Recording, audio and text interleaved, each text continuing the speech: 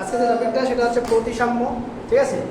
প্রতিসাম্য ইংলিশে কি? সিমেট্রি। তো প্রতিসাম্য যখন আমরা চ্যাপ্টারটা পড়তে যাবো তখন অনেক কয়টা জিনিস আমাদের কাজে লাগে, ঠিক আছে? এটা হচ্ছে প্রতিসাম্য রেখা, প্রতিসাম্য রেখা কাকে বলে, ঠিক আছে? তারপরে আমরা প্রতিসাম্য সাধারণত দুই ধরনের প্রতিসাম্য দেখবো, একটা হচ্ছে সরলরৈখিক প্রতিসাম্য আর একটা হচ্ছে ঘূর্ণন প্রতিসাম্য, ঠিক আছে? সরলরৈখিক এবং ঘূর্ণন, আমি যদি নর্মালি দেখেন ফ্যানের ছবি আছে, একটা ফ্যান, ফ্যানে কটা পাখা রে? সাধারণত তিনটা, সাধারণত তিনটা পাখা থাকে। কত ডিগ্রি কোণ করে পাখাগুলো থাকে এটা জানিস? 35 ডিগ্রি। হ্যাঁ 35 ডিগ্রি। 35 ডিগ্রি করে থাকে। হ্যাঁ এটা পাখা আছে, তিনটা পাখা থাকে 60 ডিগ্রি। এই যে পাখাটা টোটাল এক পাক মানে কি 360 ডিগ্রি। 360 ডিগ্রি না? 360 তো এক পাক মানে পুরো এক পাক, এই পাখাটা পুরো এক পাক, টোটাল এক পাক মানে কি 360 ডিগ্রি। হ্যাঁ তাহলে এই একটা পাখা থেকে আরেকটা পাখা দূরত্ব কত লাগে? 120 ডিগ্রি করে থাকে। বুঝতে পারলি? তো দেখ এই যে 120 ডিগ্রি এখান থেকে ঘুরে যদি এখানে আসে তাহলে কি আবার আগের অবস্থায় ফিরে আসতেছে না? এটাকে বলা হয় ঘূর্ণন প্রতিসাম্য। যখন কোনো কিছুটা ঘুরে গিয়ে আগের জায়গায় আসবে সেটা তো ঘূর্ণন প্রতিসাম্য। কথাটা বুঝতে পারলি? আর সরলরৈখিক প্রতিসাম্য, ধরুন এই পাখাটা যদি কোনো আমি একটা সরলরেখার কল্পনা করি বা এখানে আয়না বসাই, তাহলে এদিকে যা আছে এদিকে তাই পাবো না? মানুষের মুখটা যদি এদিকে আয়না বসাতে, এদিকে যেমন মুখটা এদিকে মুখটা সমান। বুঝতে পারলি? আরো ভালো করে বলতে দেয়, ধরে নিন এটা যে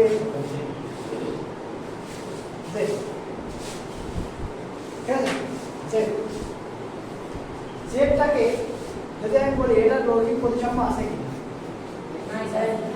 এটা কোনো জায়গায় এমন আছে যেখানে একটা সরলরেখা রাখলে সরলরেখার এদিক ওদিক সমান চিহ্ন দেখা যাবে, এগুলো রাখলে এগুলো রাখতে বলছি। আচ্ছা এখানে কত বলছেন, এখানে আয়না রাখলে নিশ্চয়ই এরকম চিহ্ন দেখা যাবে, কিন্তু এটা যদি আমরা ঘোরাই, এটা যদি এই মাথাটা এখানে নিয়ে আসে তাহলে কেমন হয় দেখছিস?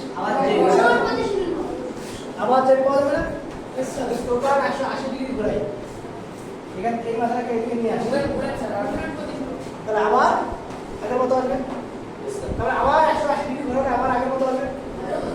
তাহলে জেডের ঘূর্ণন প্রতিসাম্য হচ্ছে দুইটা, কিন্তু রৈখিক প্রতিসাম্য একটা। বুঝতে পারলি? রৈখিক প্রতিসাম্য, ঘূর্ণন প্রতিসাম্য। তো প্রথমে আমরা রৈখিক প্রতিসাম্য প্রথমে আছে ওটাই করবো। পেজ নাম্বার কত?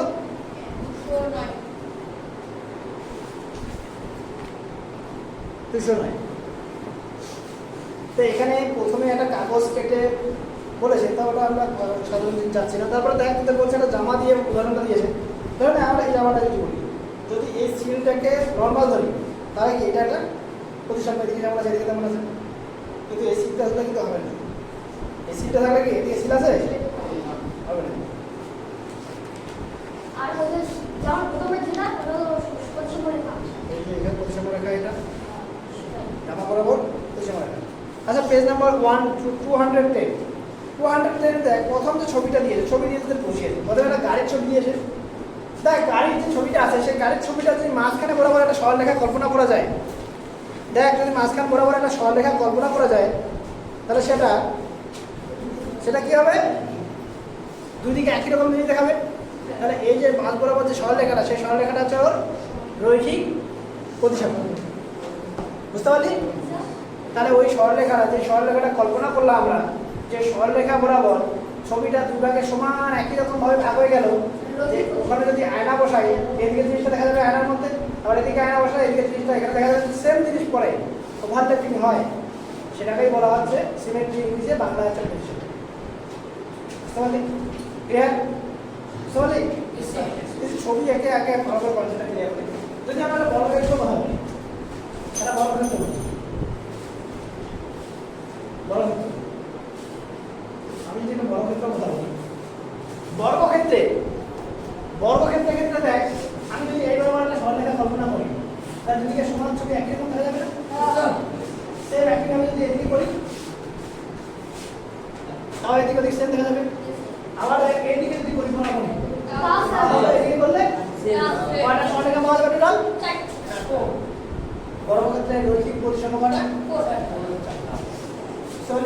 ঠিক একইভাবে এটাকে যদি 90 ডিগ্রি করে কোণ ঘোরানো হয়, এই কোণ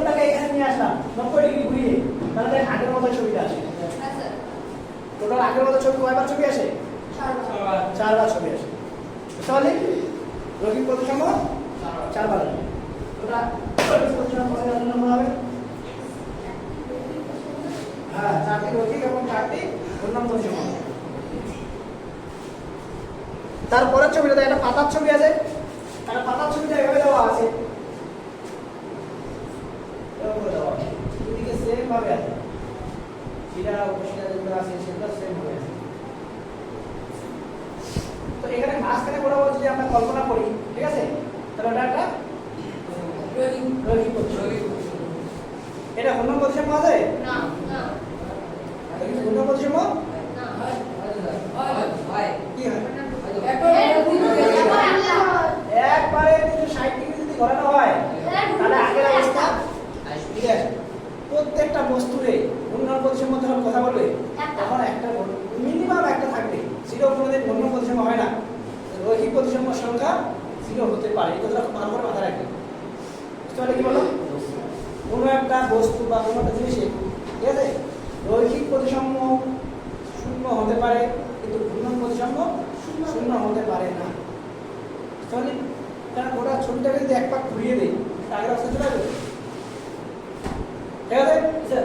কোনো একটা বস্তুকে যত ডিগ্রি ঘোরালে রৈখিক প্রতিসম পাওয়া যাবে, ঠিক আছে, 360 দিয়ে ওই ডিগ্রিটাকে ভাগ করলে যতটা পাওয়া যায় অতগুলো ঘূর্ণন প্রতিসম পাওয়া যায়।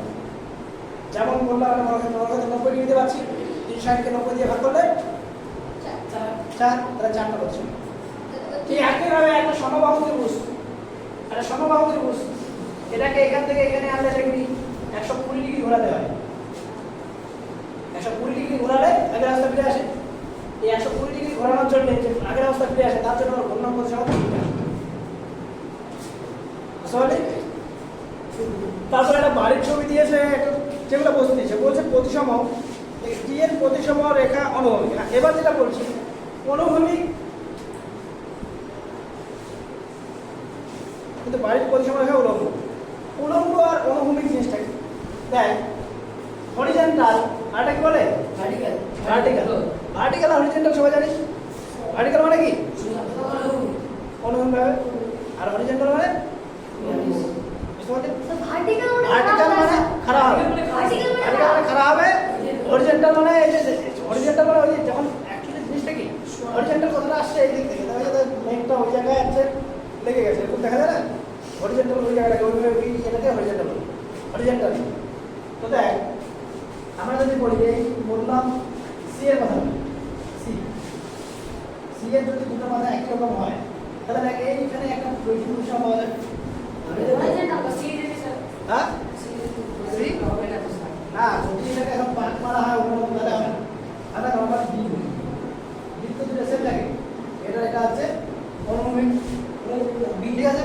এবার যদি এ বলি এটা হচ্ছে উলম্ব। বুঝতে পারলি? বুঝতে পারলি? ঠিক আছে। তো রৈখিক প্রতিসম যে শুধু ভার্টিক্যালি এবং হরিজন্টালি হবে তাই না, কোনাকুনি বা এদিক ওদিকেও থাকতে পারে, ঠিক আছে। বলছে এখানে বর্গক্ষেত্রে ফুটোগুলো দিয়ে এখানে ইয়ে করতে বলছে যে কোনটা প্রতিসম রেখাটা, ঠিক আছে। এরপরে বলছে কিছু ত্রিভুজ দিয়ে বলছে সমবাহু ত্রিভুজের কয়টি প্রতিসম। দেখ আমরা প্রত্যেকটা কোশ্চেনের অ্যান্সার করার চেষ্টা করি, তাহলে অটোমেটিক এটা বোঝার জন্য এটা হতে পারে।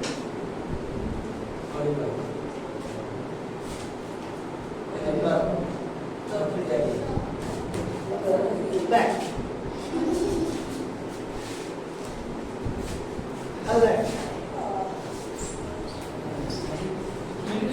প্রথম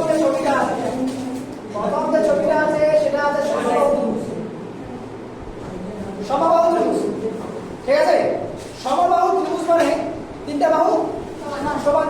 তো এই সমবাহু ত্রিভুজটা যদি এই শীর্ষবিন্দু বরাবর আমি এরকম একটা সরলরেখা কল্পনা করি, যে সরলরেখা বরাবর যদি আমি একটা আয়না আঁকি, তাহলে এই ছবিটার প্রতিবিম্ব এরকম পাবো, আবার এই ছবিটার প্রতিবিম্ব এরকম পাবো। আবার দেখ এই বিন্দু বরাবর যদি একটা করি তাও সেম, আবার এই বিন্দু বরাবর করলে তাহলে সমবাহু ত্রিভুজের কয়টা প্রতিসম? 3। বুঝলি? হ্যাঁ, ক্লিয়ার। এরপরে আসছে সমদ্বিবাহু ত্রিভুজ। সমদ্বিবাহু ত্রিভুজ কাকে বলে? যে সমদ্বিবাহু ত্রিভুজ কাকে বলে? সমদ্বিবাহু ত্রিভুজের কয়টা থাকবে? সমদ্বিবাহু ত্রিভুজের কেবলমাত্র দেখ এদিক বরাবরই একটা পাওয়া যায়। একটা হবে স্যার। এদিকে কোনো কিছু এদিকে কোনো কিছু পাওয়া যায় না। বুঝতে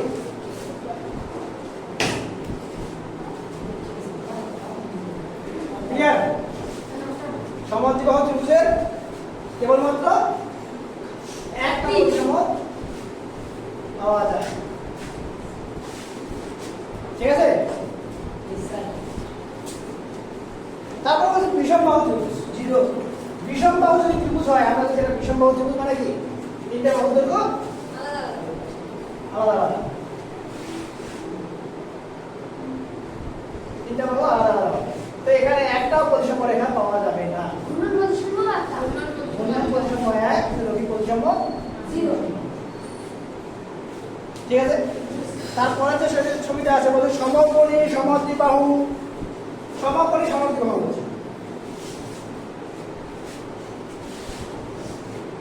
বলছে এটা সমকোণ আছে এবং সমদ্বিবাহু, এই বাহুটা এবং এই বাহুটা সমান। তাহলে কয়টা পাওয়া যাবে? তাহলে কয়টা পাওয়া যাবে? তাহলে তবুও একটাই পাওয়া যাবে, এই বাহু। বুঝতে পারলি? সমকোণী সমদ্বিবাহু ত্রিভুজ একটাই রৈখিক প্রতিসম পাওয়া যাবে। ক্লিয়ার?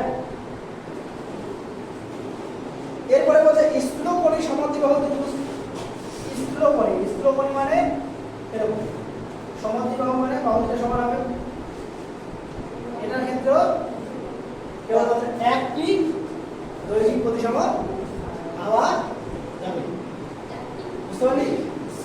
হ্যাঁ, ক্লিয়ার?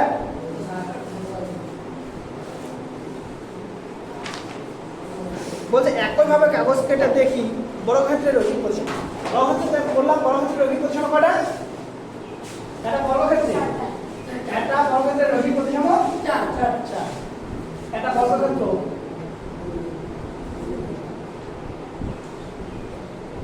যদি এইভাবে ভাগ করি তাহলে এরকম ভাগ করতে হবে এদিকে এবং এদিকে, ওটা 4টা। এটা ভিত্তিতে অসংখ্য রৈখিক প্রতিসম দেখতে পাওয়া যায়। এবার সুষম যে জিনিসগুলো, সুষম কথাগুলো যদি বলি, আর সুষম পঞ্চভুজ, যদি বলি, পঞ্চভুজ সুষম, যখনই সুষম কথাটা লেখা থাকবে ইংলিশে রেগুলার পেন্টাগন, রেগুলার হেক্সাগন, ঠিক আছে? এই জিনিসগুলো যতগুলা বাহু থাকবে ততগুলা রৈখিক প্রতিসম থাকবে। বুঝতে পারলি? Regular hexagon, regular octagon, sir Pentagon একটা কথা হচ্ছে স্যার। ওই রকম স্যার, এক বছর 3-5টা বছর। ওই যে আপনার কি আমার স্কুল নিয়ে আসে যে ভেবে আঁকাবো। আরে শোন, পঞ্চভুজ যদি আঁকতে না পারি, সুষম পঞ্চভুজ, আরে সুষম পঞ্চভুজের প্রত্যেকটা কোণের মান কত হয় জানিস? হ্যাঁ, 72 ডিগ্রি। কত ডিগ্রি? 100।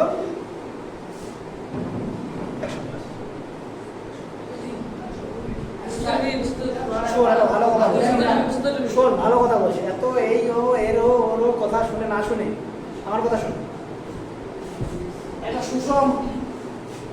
সুষম বহুভুজের, ঠিক আছে?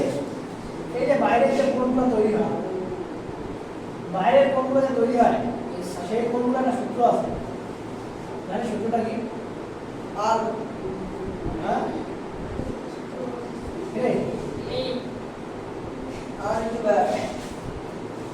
এই যে বাইরের কোণগুলো তৈরি হয়, এই কোণগুলোর সমষ্টি হয় 360 ডিগ্রি। 360 ডিগ্রি। বাইরে কয়টা কোণ তৈরি হবে 5টার জন্য? 5টা। তাহলে 5টা যদি তৈরি হয় তাহলে প্রতিটা কোণের মান কত? 70 ডিগ্রি। হ্যাঁ, 72 ডিগ্রি। তো 72 ডিগ্রি যে কোণটা, সেই কোণটা কোনটা? বাইরের দিকের কোণটা। ভিতরে কোণটা হবে? ভিতরটা হবে 120, 108। বুঝতে পারলি? কারণ ভিতরে 108 হলো, কারণ এই ভিতরের কোণটা কোণটা পিঠে কত? 180 180 ডিগ্রি না? স্যার ওটার মধ্যে থেকে মাইনাস করে একটি সুষম বহুভুজের বহিঃকোণের মান ইকুয়াল টু 360 বাই বাহুর সংখ্যা। কথা মনে থাকবে? সরি, এবং একটা সুষম বহুভুজের অন্তঃকোণের মান প্লাস বহিঃকোণের মান ইকুয়াল টু 180 ডিগ্রি।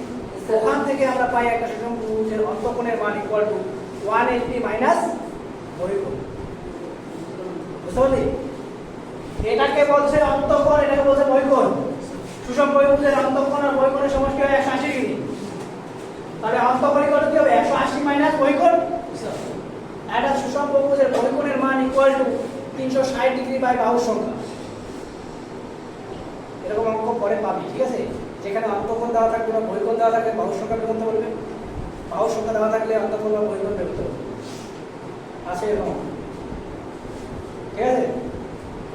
তাহলে যে কোনো সুষম দরকারে যে কোনো, যদি আমরা চিত্র বলি, যে কোনো চিত্রে অন্তঃকোণের সমষ্টির সূত্র জানিস?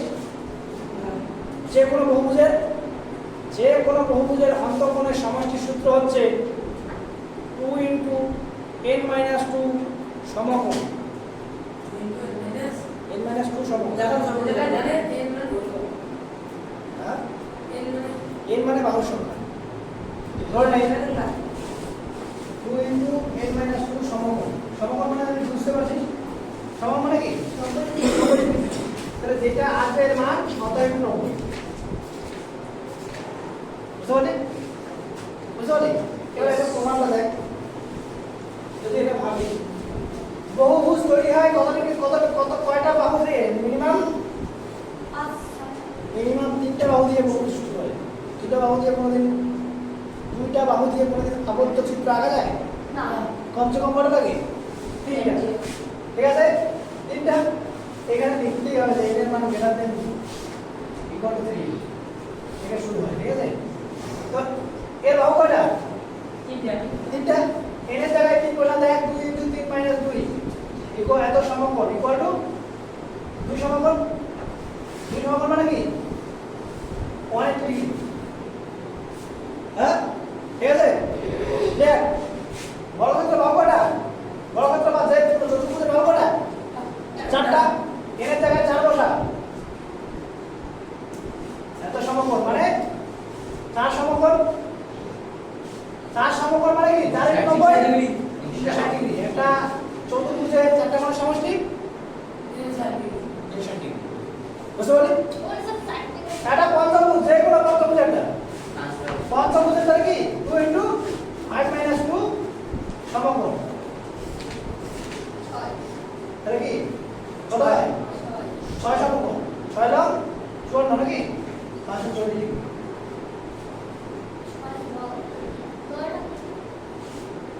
আরে 90 রে, 6টা সমকোণ মানে সমকোণকে ডিগ্রিতে প্রকাশ করলে কি 90 দিয়ে গুণ করতে হয় না? বুঝতে দেখ তো 108 ডিগ্রিকে 5 দিয়ে গুণ করলে কত হয়? 140। এরকম যতগুলো বাহু থাকবে তার অন্তঃকোণের সমষ্টি সেরকম ভাবে হবে। বুঝতে পারলি? ক্লিয়ার? হ্যাঁ, সমস্যা? তো আমরা যেটা পড়ছিলাম রৈখিক প্রতিসম, যদি এটা সুষম বহুভুজ হয়, সুষম বহুভুজের যত সংখ্যক বাহু থাকবে ঠিক তত সংখ্যক তার রৈখিক প্রতিসম থাকবে। ক্লিয়ার? ঠিক আছে।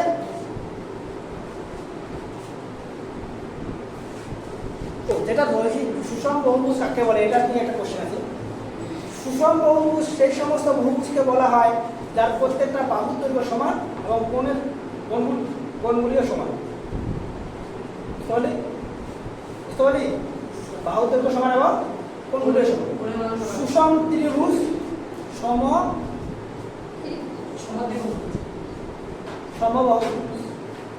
সুষম ত্রিভুজ হচ্ছে কাকে বলা হবে? সমবাহু ত্রিভুজ। সুষম চতুর্ভুজ বর্গক্ষেত্রকে সুষম চতুর্ভুজ বলা হয়। বুঝতে পারলি কি? হ্যাঁ, বুঝছিস? সুষম ত্রিভুজ আমরা কাকে বলবো? সমবাহু ত্রিভুজ। কারণ সমবাহু ত্রিভুজের প্রত্যেকটা কোণের মান সমান, প্রত্যেকটা বাহুর দৈর্ঘ্য সমান। ঠিক আছে। সুষম চতুর্ভুজ বলা হয় বর্গক্ষেত্রকে। বর্গক্ষেত্রের প্রতিটা কোণের মান সমান, প্রতিটা বাহুর দৈর্ঘ্য সমান। যে সমস্ত বহুভুজের বাহুর দৈর্ঘ্য এবং কোণের মান সমান তাদের বলা হয় সুষম বহুভুজ। সেটা একটা বাহু নিয়ে হতে পারে, দুইটা বাহু একটা দুইটা বাহু নিয়ে মধ্যে বহুভুজ গঠিত হয় না। মিনিমাম তিনটা বাহু দরকার কোনো একটা জমিকে ঘেরার জন্য। কমসে কম তিনটে চাটার দরকার, দুইটা চাটা দিয়ে কোনোদিন হবে না। মানে তিনটা বেড়া লাগবে কমসে কম, দুইটা বেড়া দিয়ে কোনোদিন ঘেরা যাবে না। তুই যদি বলি আমি দুটা বেড়া দিয়ে ঘেরবো, একটা বেড়া দিয়ে ঘেরা যায় কিভাবে? আমি যদি বলি একটা বেড়া দিয়ে গোল করলাম, ওটা বক্র সরলরেখা হলো। দুইটা সরলরেখা দিয়ে কোনোদিন একটা জমিকে ঘেরা যাবে না, যাবে? কমসে কম তিনটা লাগবে, তিনটা থেকে শুরু হয় বহুভুজ। আমরা জ্যামিতিক চিত্র খুব ভালো করে বসি, বহুভুজের যে বহুভুজটা কি আবদ্ধ থাকবে সেটাকে বহুভুজ বলা হয়, আবদ্ধ না থাকলে সেটা বহুভুজ নয়। চলে তো যত বাহু হবে যত বাড়বে সুষম হচ্ছে কি দুটো বাহুর সংখ্যা এবং কোণের মান সমান হয় তাকে বহুভুজ বলে। এবং সুষম বহুভুজের যত সংখ্যক বাহু থাকে ততটা কি থাকবে? রৈখিক প্রতিসাম্য। ঠিক আছে, এবার 18.1 যে অঙ্কগুলো আছে, 18.1 অঙ্ক দেয় বলে নিচের প্রতিসাম্য রেখা আয়নায় বসিয়ে ছবিগুলি পূর্ণ করার চেষ্টা করি। তো এখানে যে ছবিগুলো কি বলছে? ছবিগুলো আঁকতে বলছে। ঠিক আছে, আশা সুষম পঞ্চভুজের কয়টা থাকে রে? রৈখিক প্রতিসাম্য আর সুষম সমভুজ। ঠিক আছে, 18.1 যে একের ছবিটা আছে এবার আছে এরকম আছে, তাই তো? বলছে এখানে আয়না রাখো, এখানে আয়না রাখতে ছবিটা হবে বুঝতে পারলি? পরের ছবিটা যেটা আছে বলছে এখানে আয়না এরকম একটা বেরিয়ে আছে, তাহলে এটা এদিকে বুঝতে পারছিস? আয়না দেখলে আয়না বসালে এরকম দেখতে পাওয়া যাবে। ক্লিয়ার? তারপরে যেটা আছে সেটা এরকম আছে, এটা করলে এরকম পাওয়া যাবে। ঠিক আছে, তারপরে যেটা আছে এরকম আছে, এটা এরকম আসবে।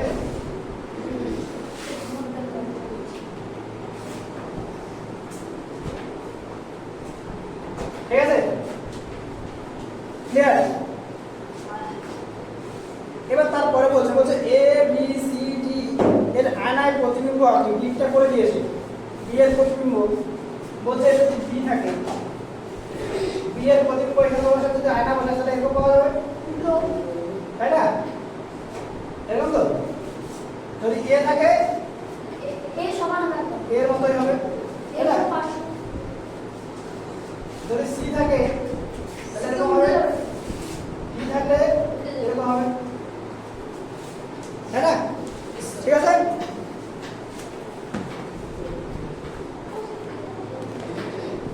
তারপরে দেখ বলছে সমতলীয় চিত্র, নিচে সমতল চিত্রগুলি প্রতিসম রেখা আছে এবং কোন কোন চিত্রে প্রতিসম রেখা নেই ছবি কেটে ভাগ করে দেখি। এ বলছে ছবি এঁকে কাগজ দিয়ে করতে বলছে। তুই যদি একটা কাগজের মধ্যে সমদ্বিবাহু ত্রিভুজ আঁকিস তাহলে মাঝখানে বরাবর ভাঁজ করলে ছবিটা একে একর উপরে পড়ে যাবে। তোরা যদি করিস, তোরা যদি কাঁচি দিয়ে কাটিস একটা সমবাহু ত্রিভুজ বানাইস, সমদ্বিবাহু ত্রিভুজ বানাইস, মাঝখানে বরাবর ভাঁজ করলে একটা কাগজ আরেকটা কাগজ লিখতে যাবে না? ওটা হচ্ছে কি রৈখিক প্রতিসাম্য, এই সরলরেখাটা পাওয়া যাবে। ওই একটা ছাড়া আর কিন্তু সরলরেখা পাওয়া যাবে না, ওরকম রেখা পাওয়া যাবে না যেটার জন্য একটার উপর একটার উপর মিলে যাবে। ঠিক আছে, বিষমবাহু ত্রিভুজের একটাও মিলবে না, নেই এটা। সমদ্বিবাহু ট্রাপিজিয়ামের মাঝখানে বরাবর একটা মিলবে, ঠিক আছে? মাঝখানে বরাবর একটা উলম্ব উপর থেকে নিচে, ঠিক আছে? অনুভূমিক না কিন্তু। বলছে সমতলীয় চিত্র হচ্ছে সামান্তরিক। সামান্তরিক কটা আছে? দুইটা দুইটা আছে। সামান্তরিক তিনটা আছে। সামান্তরিক কটা আছে? একটা আছে। সামান্তরিক চারটা আছে। সামান্তরিকের একটাও নাই। কেন নাই? যদি কাগজ ভাঁজ করিস, ঠিক আছে? কাগজ যদি ভাঁজ করিস বলছিস এইবার আমরা ভাঁজ করতে যাচ্ছিস তুই, এবার ভাঁজ করবি।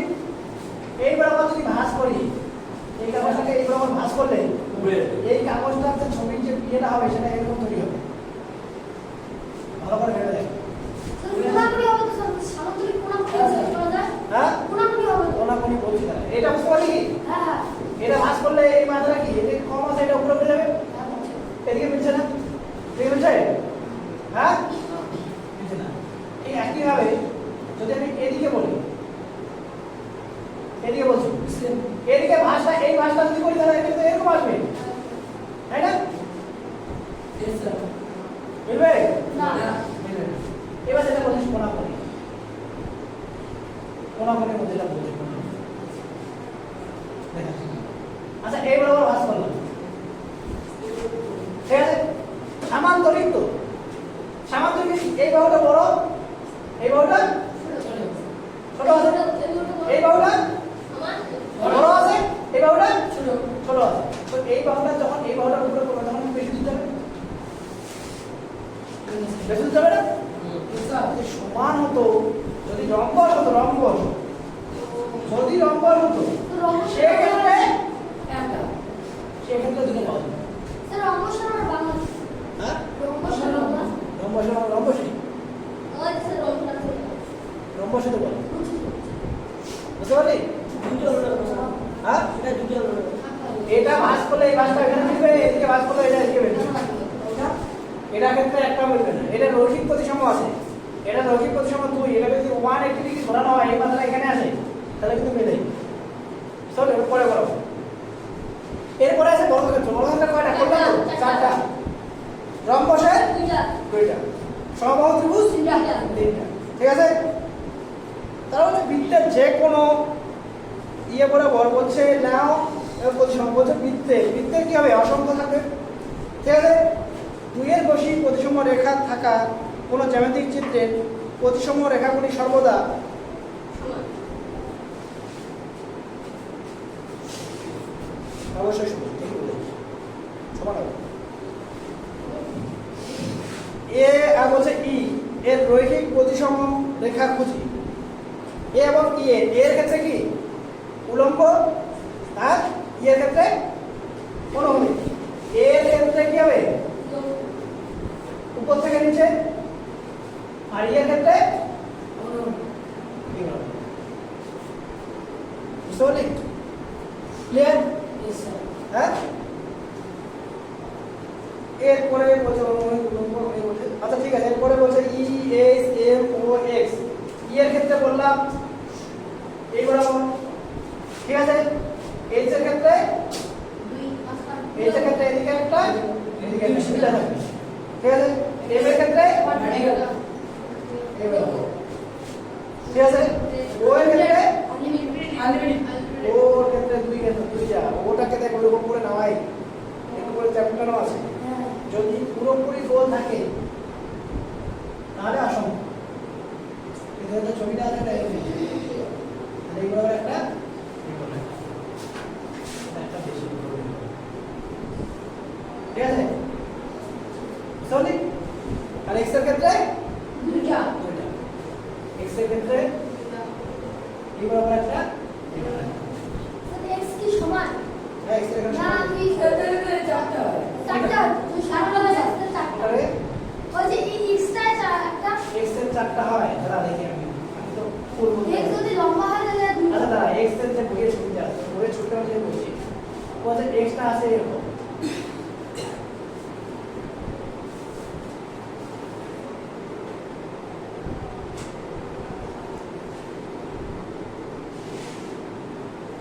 এরকম আছে তো, সব বাহু সমান আছে, বুঝতে পারলি? বাহুগুলো সমান আছে। তো এই বরাবর যদি করি তাহলে কি একটা এটা পেয়ে যাচ্ছি, এই বরাবর করলাম, আর কথা পাওয়া যাবে? কোনাকুনি। কোনাকুনি কি করে পাওয়া যায়? না। কোনাকুনি কি করে পাওয়া যাবে? কোনাকুনি কি করে পাওয়া যাবে? এই যে এইখান থেকে যদি আংশিক কোনাকুনি কি করে হবে? এইটা যদি এরকম করিস, এরকম যদি করিস তাহলে এই মাত্রার জন্য এটা বেশি উচ্চ হবে না? হবে না।